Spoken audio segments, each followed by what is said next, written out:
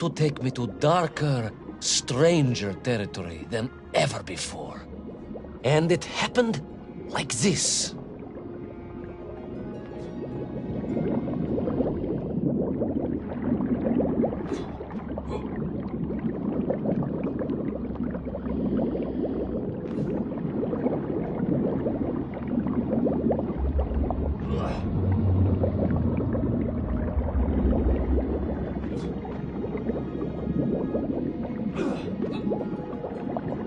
Let me see if I have this correctly.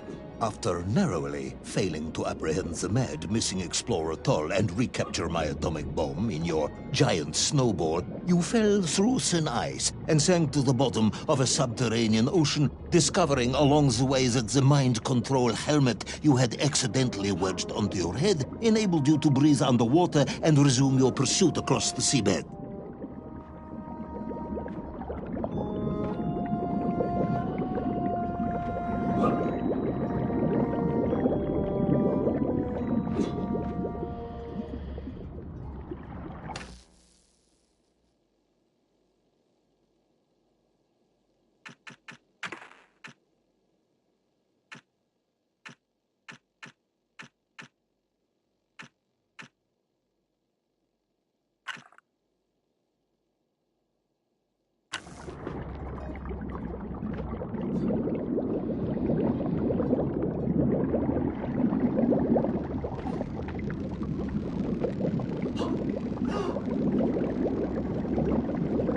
General, you seem perplexed. Perplexed? Perplexed is that the keys to my house are not where I left them. Perplexed is the fact my dog will not eat cheese like other dogs. No, Ivan Ivanovich, I am not perplexed.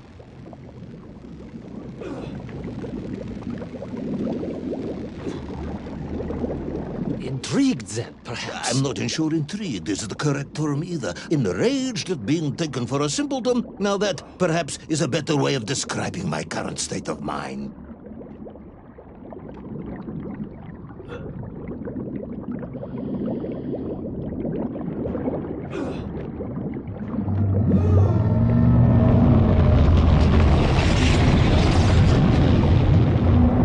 That is unfortunate, General. Once again, Comrade Privalov, I must correct you. Unfortunate is losing one's car in a snowstorm. Unfortunate is booking opera tickets on your wife's birthday and getting the date wrong. Oh, was she furious? That is not the issue! Furious. However, now that is a good word. I could speak with your wife. Would that help? I could always have a word with her if you like. I could always have you shot. Oh, you could, but I suspect she would appreciate the gesture less.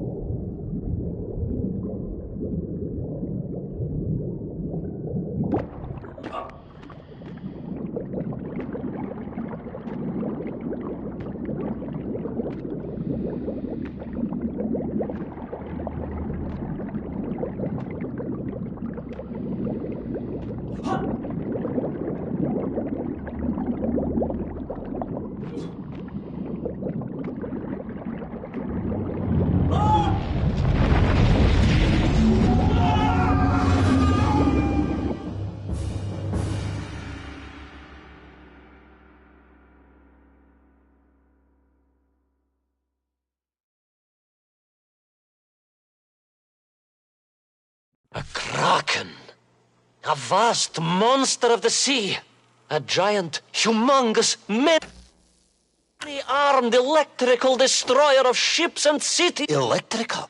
Electricity flowed along its horrible body, sparking and stunning all it touched, flowing like deadly rivers along its awful tentacles.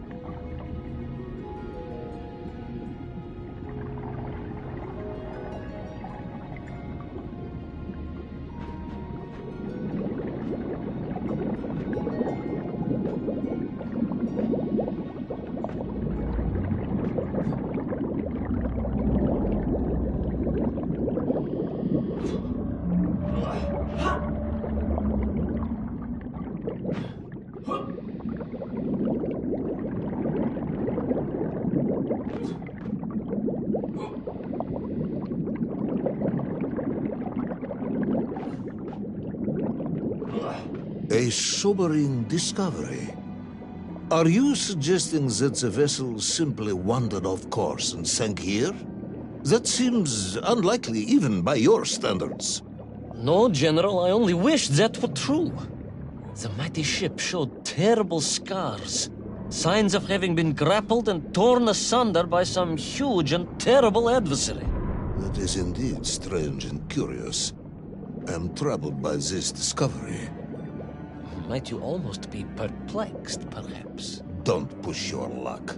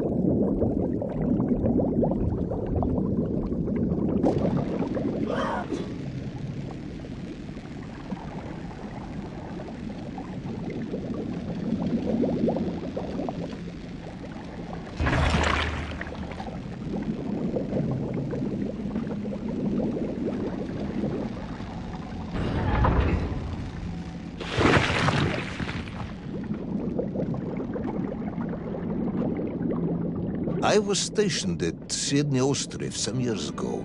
I am only too aware of how easy it is for the imagination to create monsters when one is exposed to lonely and dark places. My men required constant monitoring. Much like my cousin Pavel. He was also stationed at Ostrov? No, he required constant monitoring. He was a devil for stealing eggs.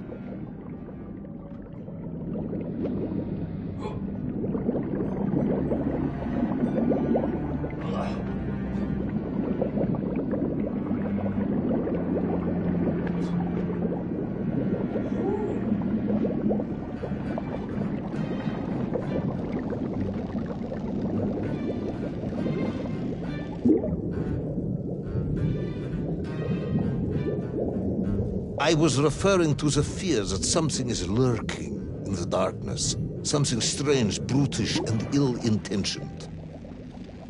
Again, that sounds much like my cousin Pavel.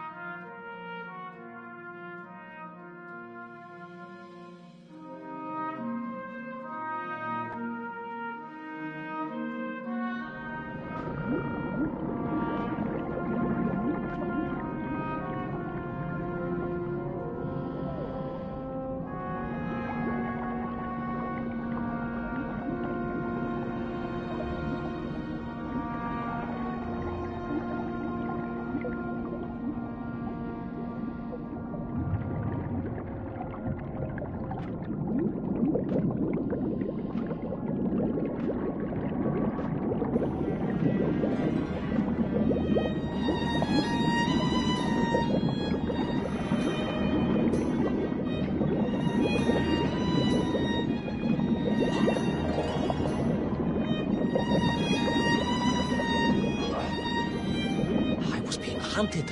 There was no doubt about it, and escape was all I could think about. Naturally. That and duty. Duty? Yes, General. After all, I had a bomb to recover from that villain LiTTLe. How clever of you to remember that. I must admit, at first, I thought I had discovered Kitzish, or even Atlantis itself. But no, that is entirely another story.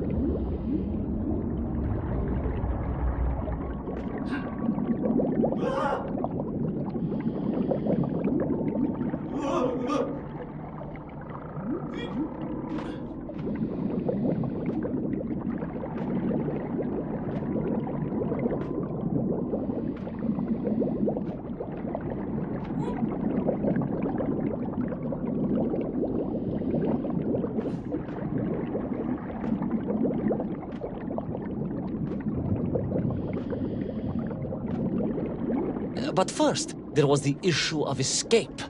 Escape from a dreadful, grasping creature that consumed all it could reach, dragging anything that wandered within its clutches to a miserable doom.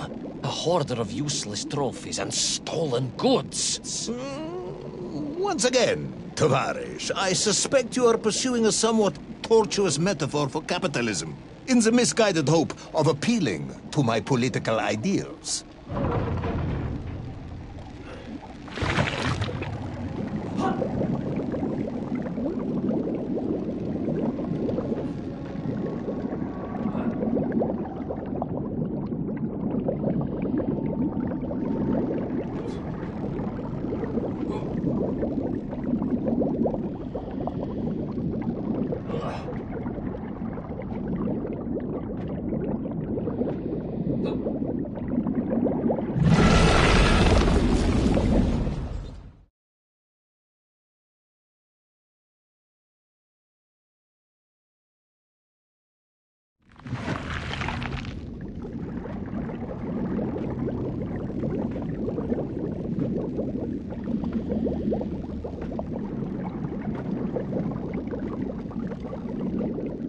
I was like a mouse, General. A little mouse being toyed with by a terrible cat.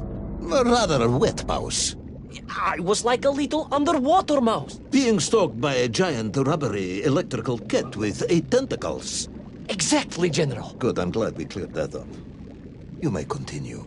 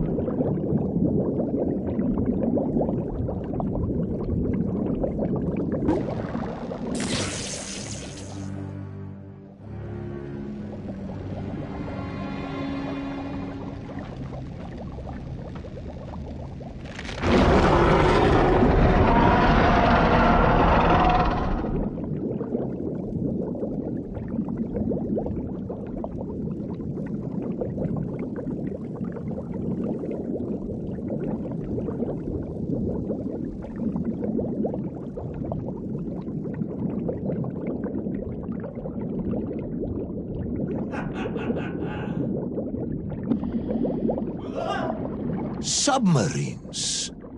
You didn't mention submarines before. Didn't I? Why? No, Naverne, General, of course. Submarines. Millions of them.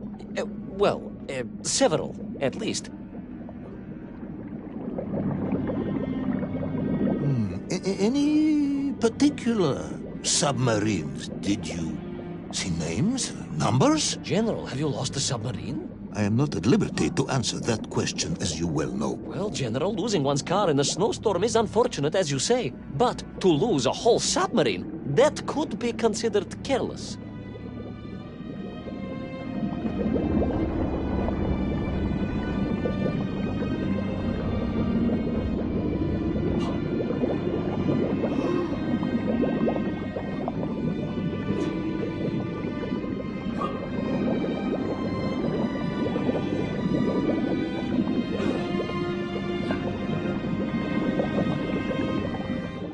And you are certain it was M256? Well, that was painted on the hull, so I can only assume so. I think I know where this dismal story is going next. You somehow miraculously brought the remaining closed cycle engine online, flooded the torpedo tubes, dispatched the Kraken with one shot, and triumphantly surfaced. No, General, that is not what happened at all. I did indeed make my way to the torpedo tubes, but for a very different purpose. After all, history has taught us that atomic power is not to be toyed with. Much like tired, impatient generals, perhaps. Particularly the perplexed ones. Indeed, General. Or like dogs that will eat no cheese.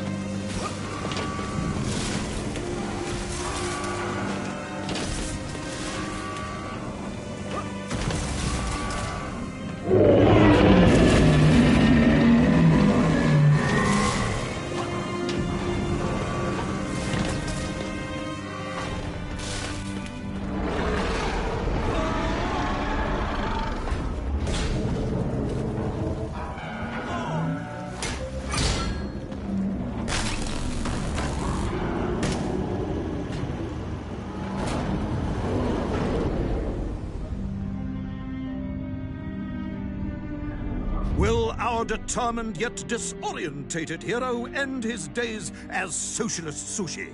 Will his daring exploits be cut tragically short by vengeful calamari? Will the general's wife ever forgive him for missing Ruslan and Lyudmila?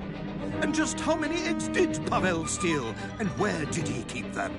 All of these questions and more may or may not be answered in the next exciting episode of Little Orpheus!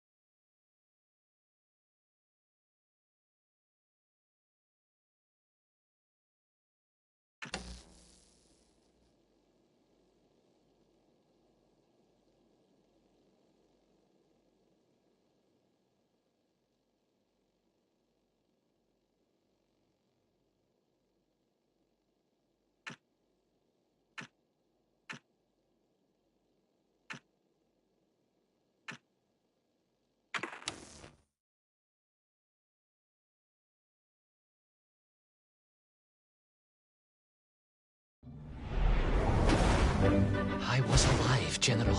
Somehow, miraculously, I was alive. Some twist of fate, some hand of destiny, but I was alive. Strange as this new world was, I knew Toll must have come this way, and it was my task to find him. And it happened like this.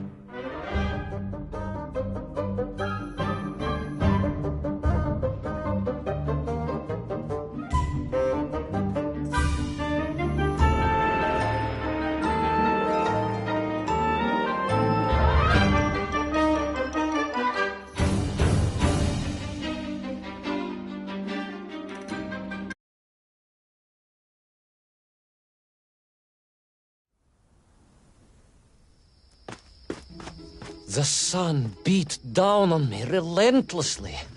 The heat was unbearable. I was exhausted. Yet I could not stop. I had to go on. For 7 weeks I trudged across the desert. On the second day... Please, comrade, if we may. I think we can skip the details, unless you consider them to be particularly relevant to the location of Little Orpheus. Of course, General.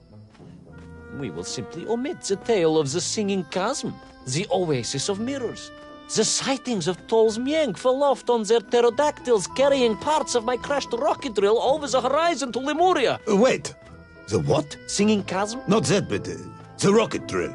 Oh yes, General, the rocket drill.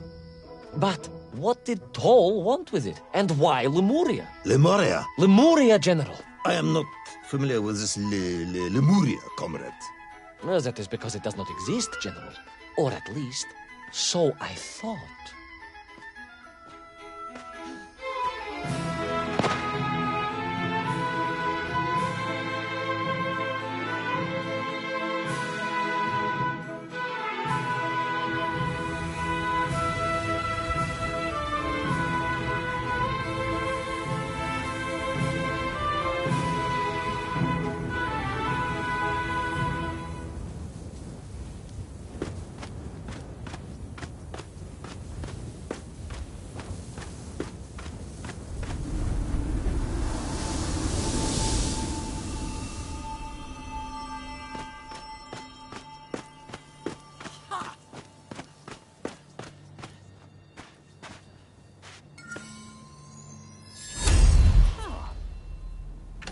The lost city of Lemuria emerging from the sandstorm is a sight I will never forget. I visited the Manikum Desert whilst stationed at Cosmodrome Baikonur, mainly to escape the dreadful tedium of mopping the floors and emptying the bins. I never did find a good reason why that formed such a large part of my cosmonaut training.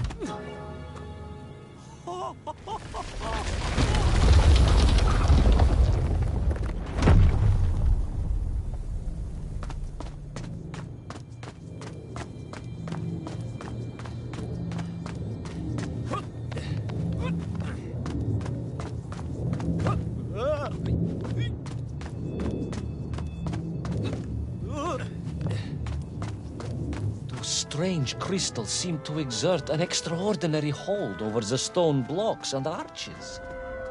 When they hummed, the whole city remade itself. Where they were missing, clearly looted by some villainous thief, the city was fallen to ruin. It was like a vast musical instrument, vandalized, and yet still attempting to toot.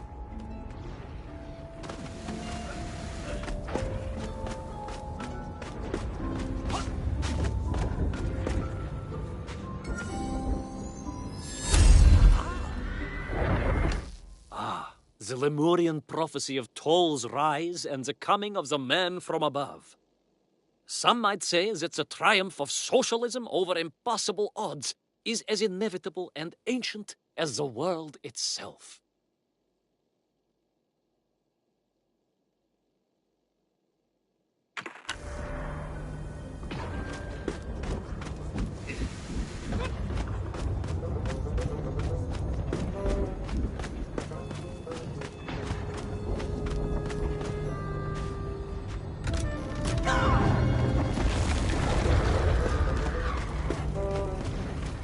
How poetic.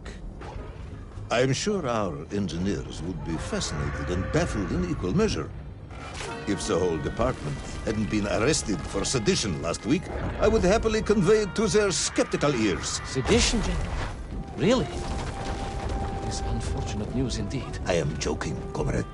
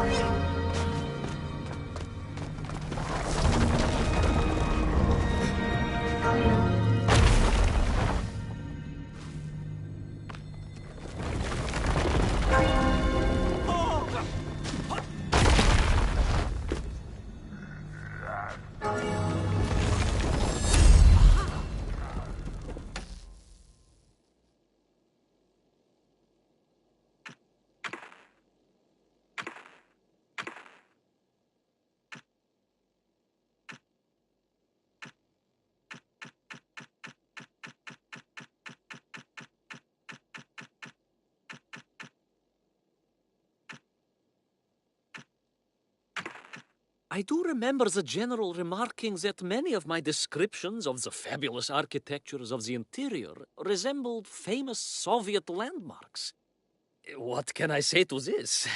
Except it is perhaps to be expected that the wonders of our internationalist project are timeless indeed.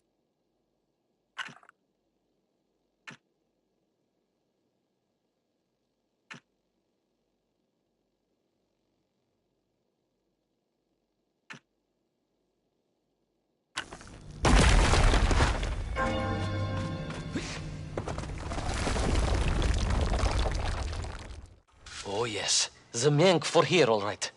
Which meant whatever dastardly scheme Toll had, it was to be enacted on these burning sands. And you will explain this in due course, I imagine. Eminently, General. What you need to know first is this. I have told you already how parts of the devices the enslaved Menk were forced to wear came from the surface. Radio parts and so on, yes, from what you have told me. Assuming there were plenty of lost ships in the ocean as you claim, for Toll to have dredged up what he needed to assemble them. Aha, good. You are one step ahead of me, General. I said assuming. Of course, assuming.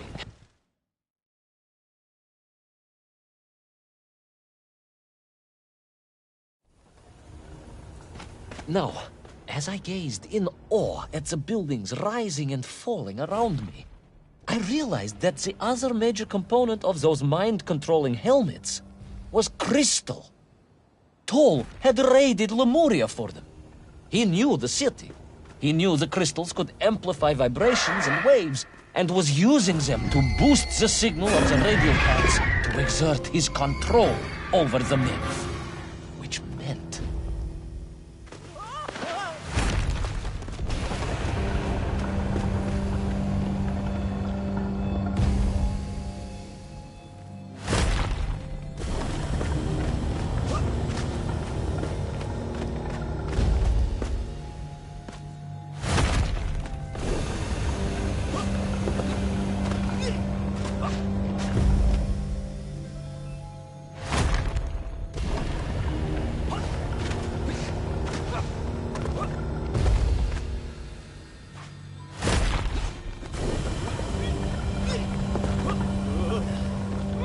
Yes? Imagine, General, what such amplification could achieve when fused to the finest atomic science our great Soviet civilization has produced. Wait. I do not understand. You said Toll was planning on using the bomb to shatter the Earth's crust to return to the surface. A tragic mistake, General. I had not recognized the extent of his mad ambitions. You mean to imply Toll would have attempted to enslave the Russian people? Pah! The will of the Soviet citizen is mighty and strong. To you, perhaps, as a trained warrior. But consider, perhaps instead, a humble son of a toy maker from Tomsk. Ah, yes. Perhaps we have our share of simpletons, after all.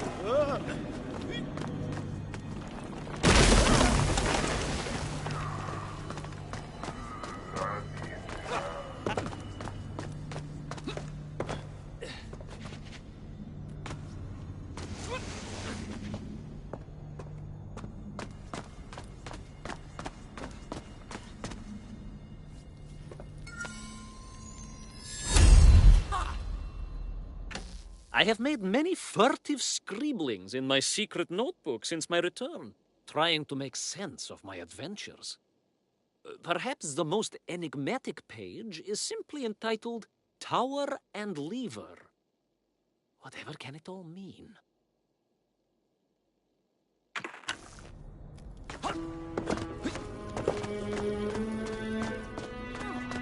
The vast pictograms told of a history of wonders. They seem to suggest the Lemurians were travelers from another world, where a mysterious clock seemed to stand. That is very mysterious.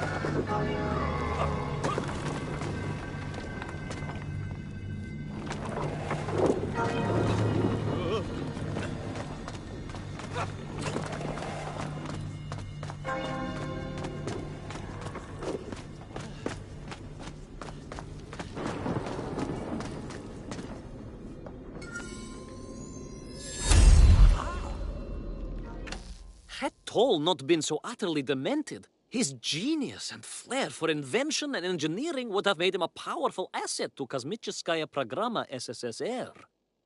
Unfortunate, then, that his isolation had rendered him a gibbering loon.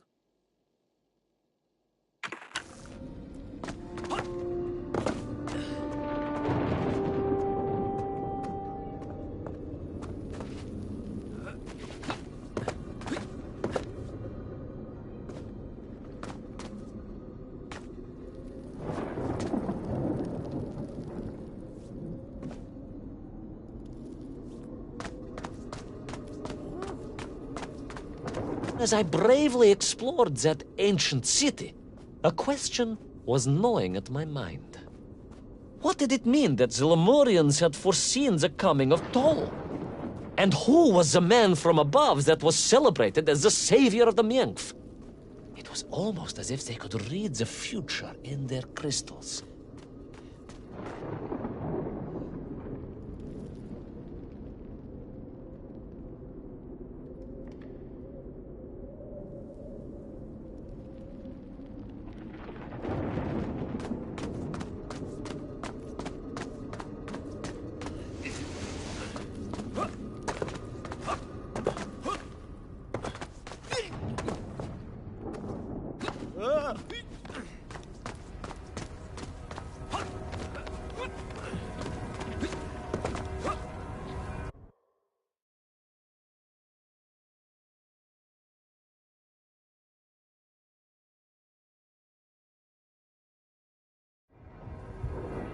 The bells of Lemuria tolled and tolled, a roaring symphony, a crescendo of peals that set the city dancing, each note causing the crystals to shimmer and cascade with light.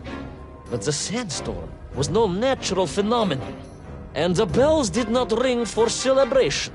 Something was very wrong here. Aside from the pterodactyls and the Miengf and the dancing stones and the ancient magical prophecies and the crystals and now the giant bells, you mean? If you don't want me to continue, General, then I can easily just quietly go home. Don't think Chepucho will get you out of this one, comrade.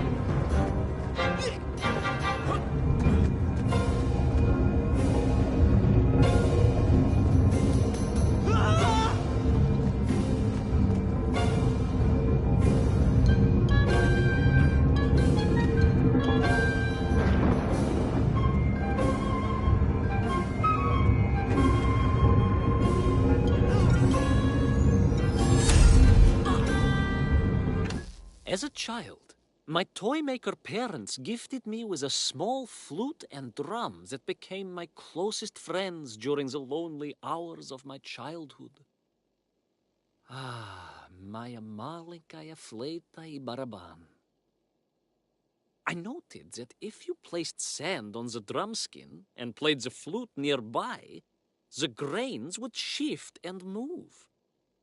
Perhaps the same principle lay at the heart of those wonderful musical crystals of Lemuria.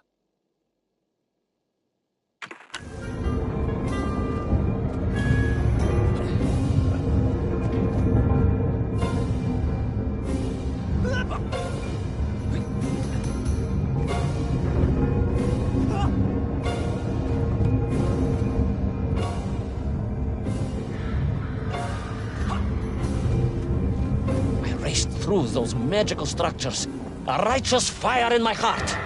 I was like Dobrynya Nikitsch, prepared to strike at the dragon who threatened my homeland. Your heroism is only surpassed by your modesty. On the contrary, General, I chose Dobrynya carefully. Like him, I am a simple peasant.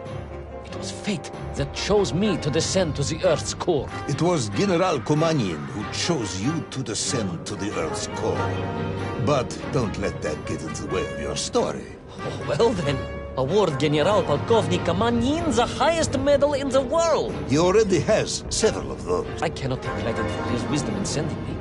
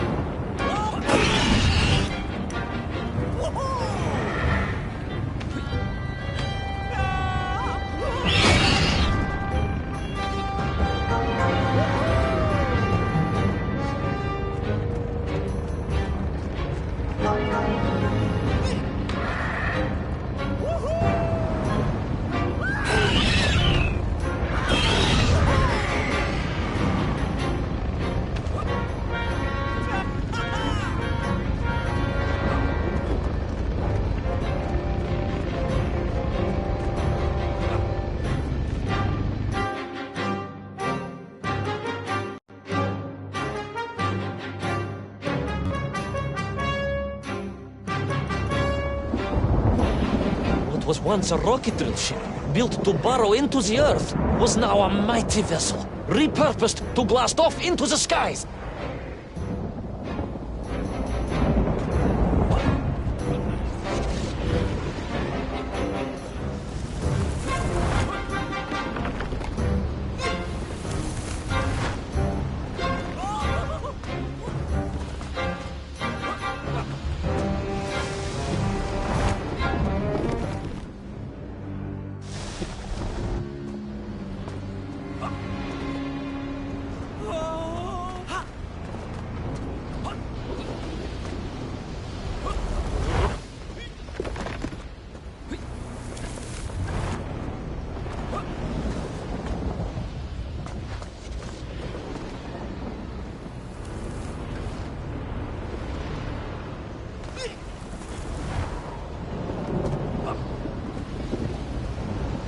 There was no doubt the toll was headed for the strange world with its clock, although to what end I was yet to understand. But there was no time to consider, no time for questions.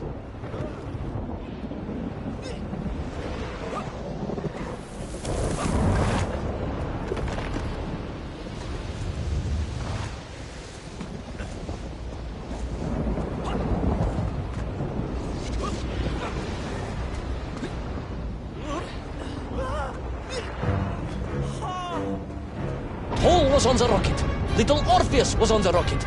And wherever they were headed, I must head there too, to thwart his plans, recover my drill, and save the world!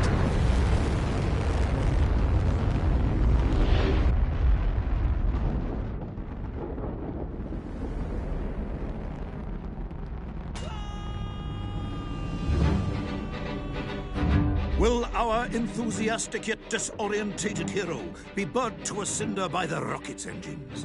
Will he be smashed into the rock that surely must be beyond the Lemurian skies?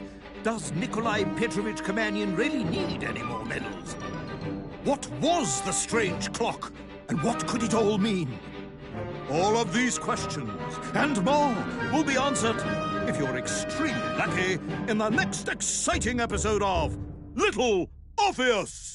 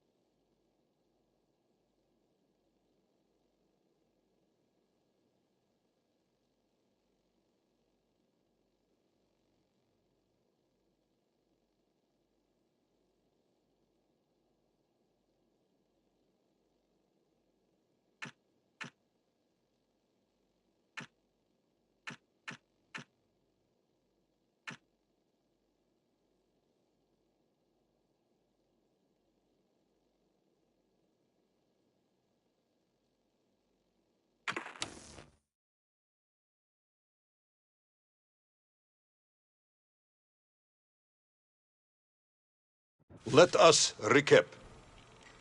3 years ago, you were sent to the center of the Earth as part of a top-secret mission to ensure the delivery of Little Orpheus, an atomic-powered capsule.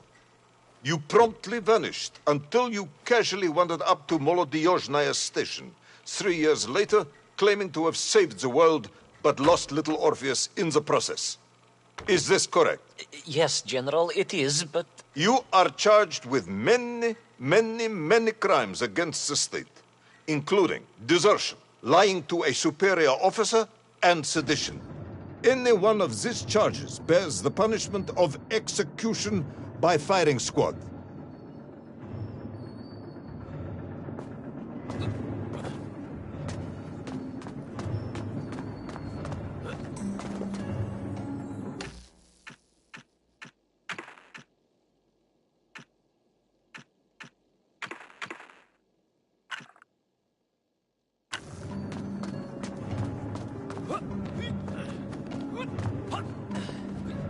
General, you must be reasonable.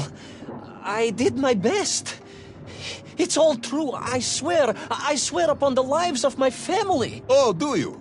Auntie Marcia and Uncle Vanya, the traveling tinker and the pig dentist, or perhaps Cousin Pavel, the criminal mastermind with the unhealthy taste for eggs.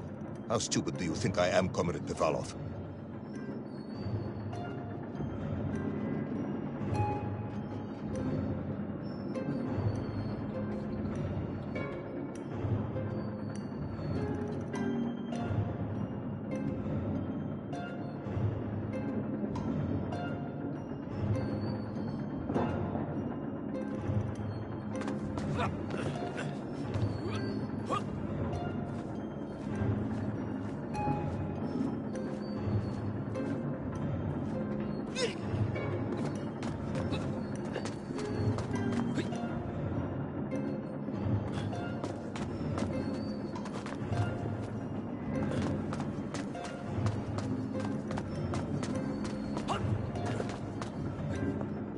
Subtayu, it is all true. Maybe your toy maker, or was it watchmaker, Faza, who apparently taught you all he knew, despite being killed when you were less than 5 years old. I was a fast learner?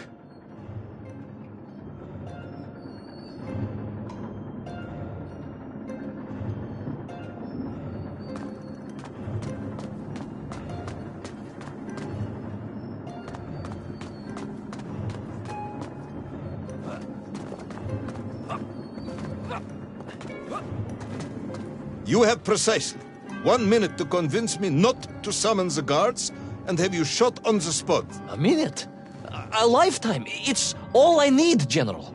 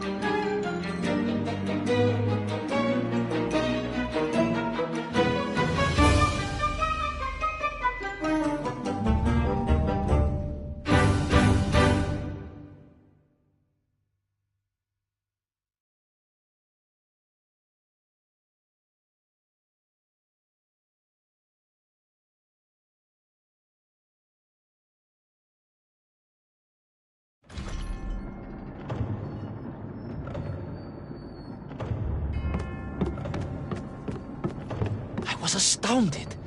My father, I told you, I think I told you, he was a toy maker, and he often played with clockwork parts. Tavarish. But this made all those childhood wonders pale into insignificance. And it was fortunate indeed that my uncle... Vanya, the pig dentist? No, my other uncle,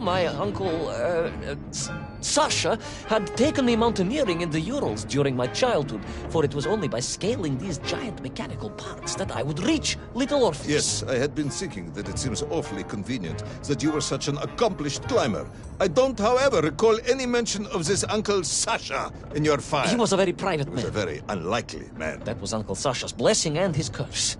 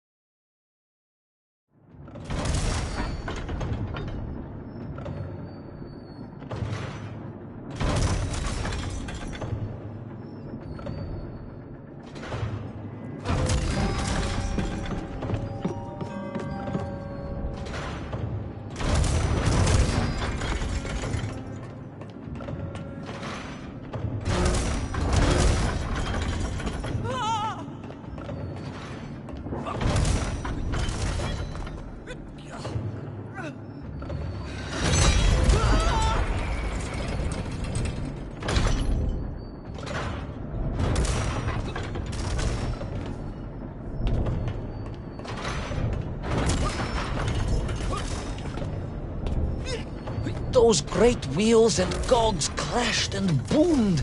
The vast hands of all time crunching forever and ever around. Ivan Ivanovich. Pendulums and springs and great big wheels and tiny little wheels. Tavarish Privalov, stop! Though at least the Myenk were not here, especially as they seemed to infest the world below the surface. Myenk everywhere. Myenk. Many Myenk. Myenk for plenty. Myenk. You are babbling. Comrade, enough.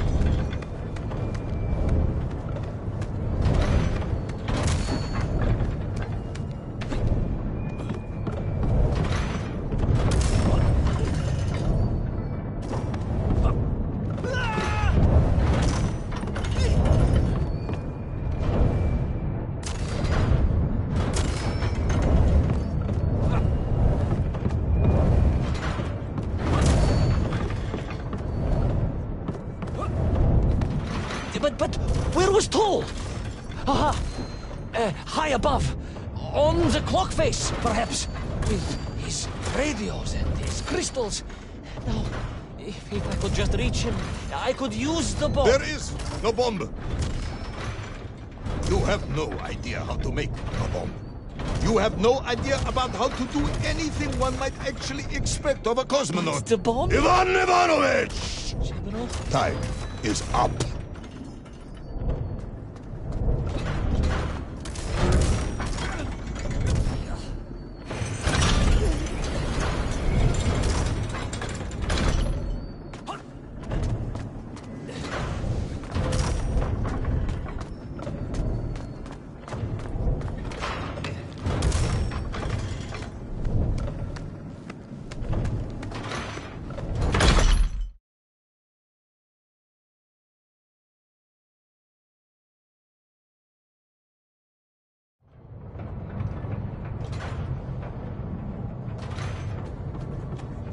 Stop talking, Tavarish.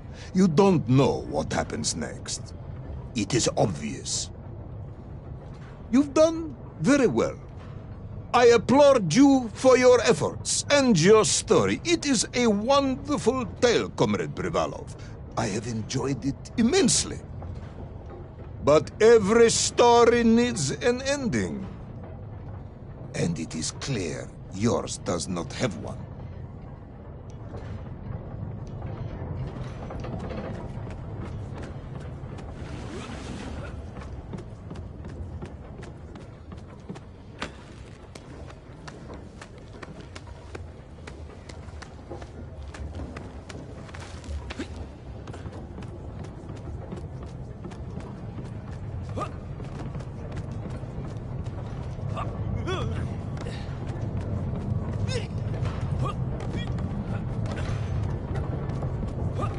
Need more time. I think that even if I gave you all the time in the world, it would not be enough.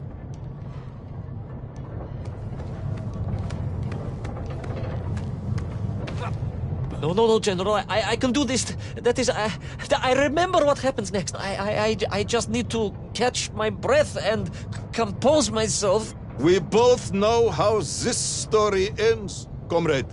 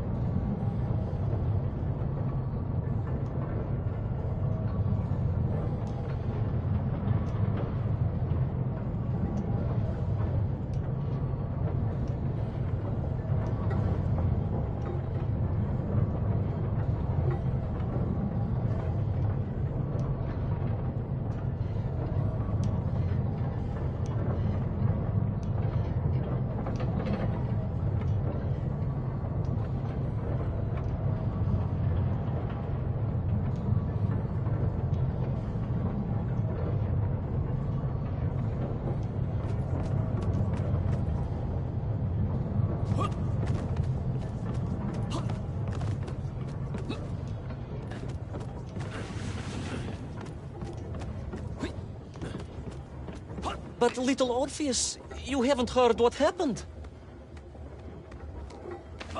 We will find out soon enough. You will be executed, and another expedition will be sent. No, you cannot. You cannot. We must never go back. You don't understand.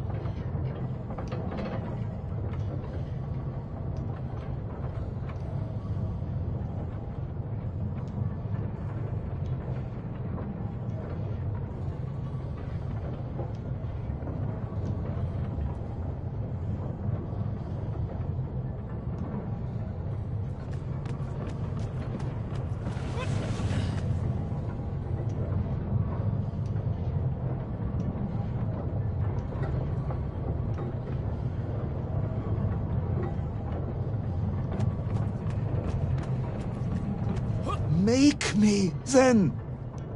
Make me understand. I am a kind man, although you may not believe this. I do not want to have you shot. So help me. Make me understand. Tell me what happened to little Orpheus.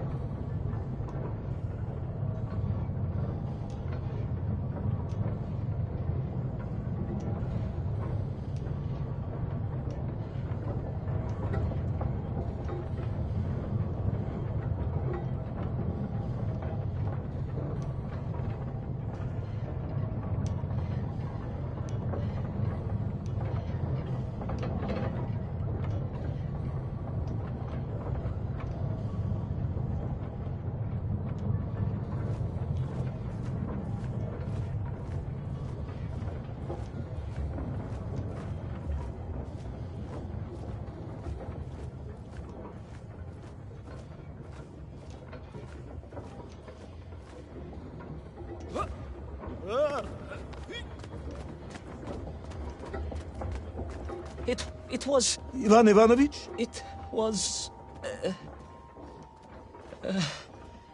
It was... No. I'm sorry, General. I'm sorry, I have no idea. You are right. I simply cannot think what happened next. It's just... a blank, General. There's nothing there. I am very tired, you see. Comrade Privanov.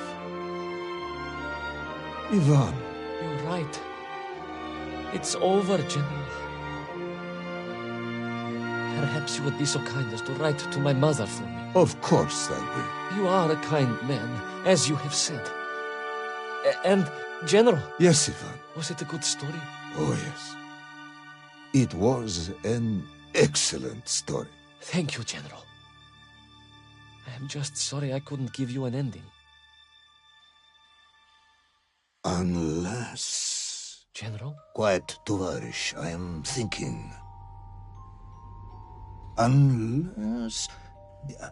I seem to remember that there were many problems with little Orpheus during production. General? Problems with the casing around the atomic battery. Concerns. Concerns, General? Yes, concerns. Unlikely though that might be. Yeah, it seems if I remember that it failed to secure properly. A sharp blow could spring the hatch and expose the fragile casing of the bomb to any would-be vandal. I'm not sure I follow you. A resourceful yet forgetful hero might, one would think, take advantage of that fact. But how, General? Where would I find something to strike it with? The son of a watchmaker would easily find something within a giant clock mechanism that resembled a hammer, surely. A hammer? Why, yes, General. I do remember now. I grasped the hammer-shaped thingamabob. Let's just agree it was a hammer, Ivan. Yes, of course. Let's do that. I recovered my senses, shook my head, and looked about me. In my distracted stupor, I had climbed further up the tower than I ever thought possible. In front of me was the clock face, and I gazed out through it at the sheer expanse of history. And I knew whatever happened next... happened next? The hand of destiny had fallen upon your shoulder. Yes! It had. And what an extraordinary hand it was.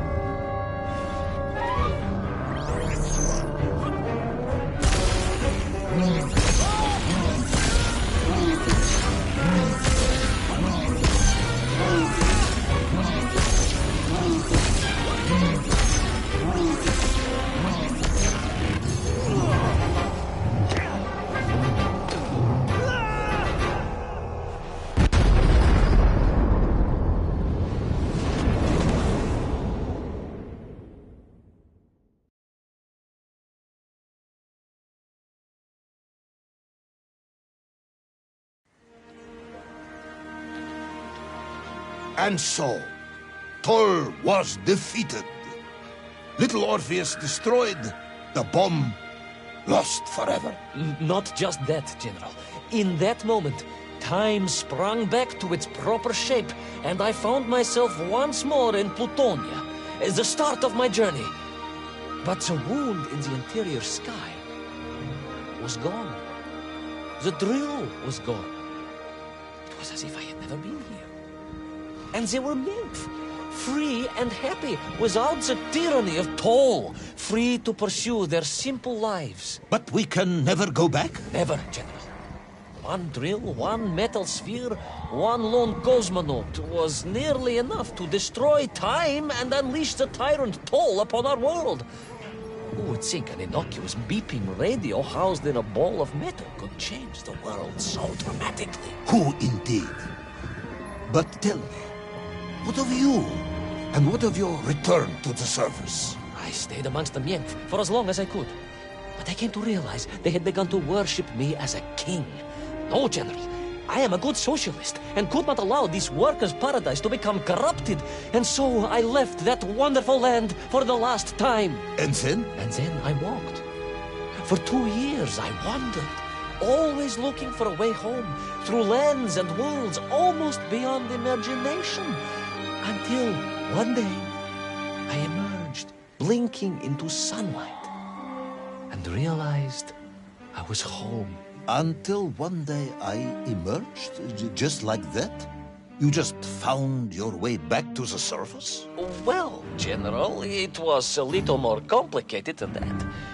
There were great obstacles to overcome, and terrible challenges to face, and incredible lands to explore. Enough, Ivan. Little Orpheus is lost forever. The interior is sealed. You have returned with a story of socialism, triumphing over incredible odds. It is, as I said, enough for one night. Enough for my report, at least. General, if I may... Comrade Ivan Ivanovich Privalov, you are found guilty of all charges brought against you and sentenced to execution by firing squad. However, having listened to your story, I believe you are quite mad. In other words, I find your madness guilty, not you. And we cannot execute madness. And indeed, there are lessons to be learned, even in the depths of this madness. Perhaps the Americans were right to send a chimp after all. So, General? Get out of my sight, Ivan. Go home. Enjoy a state pension as a madman. Just make sure I never see you again. Yes, General. Of course, General. Anything you say. I shall be small and quiet and live a life without excitement and... Out! Until one day I just emerged. Oh, very good, Tavarish. Very good indeed.